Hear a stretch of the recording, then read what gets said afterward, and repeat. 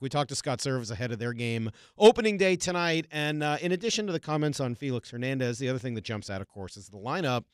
And there wasn't a lot of fanfare given to this, but in the last week, they made a bit of a switch down in Peoria, right? All of a sudden, it was Gerard Dyson hitting ninth after he came back from a little hamstring injury. Segura was leading off full-time against righties and lefties. Mitch Haniger all of a sudden is in the number 2 spot.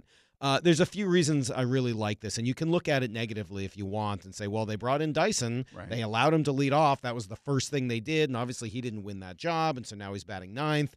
Yeah, you can look at it that way. I'll choose to look at it a little bit more positively, which is I think Segura is an excellent leadoff hitter for them, 1. 2, hey, we'll see what happens with Mitch Haniger in the 2 spot, and if that doesn't work out, as you know, I would like to see Robbie Cano bat second, Cruz third, and Seager fourth. I would love to see that as their lineup over the course of the year.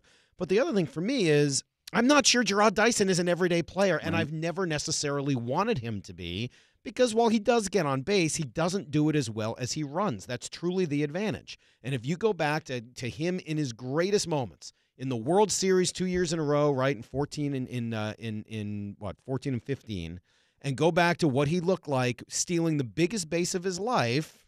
Runners go. Dyson takes off and steals it easily. There's a go-ahead run.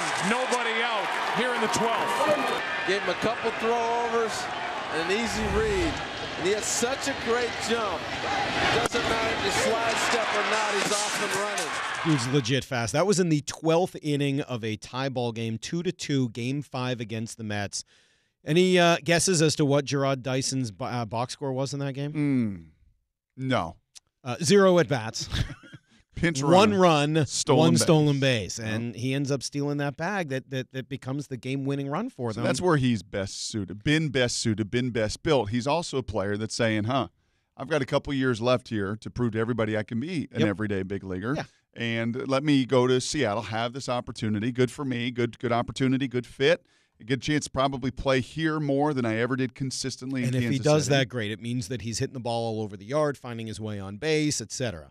But if not, I don't mind him platooning a little bit, especially against left-handers if we see some Guillermo Heredia in there. Now, it's not going to be opening day. That's fine.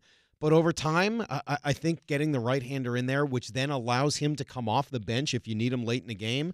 No, I understand what Scott's saying. There aren't too many players on this team you need to pinch run for because you don't want to take Cruz or Cano or even Seager out of the lineup.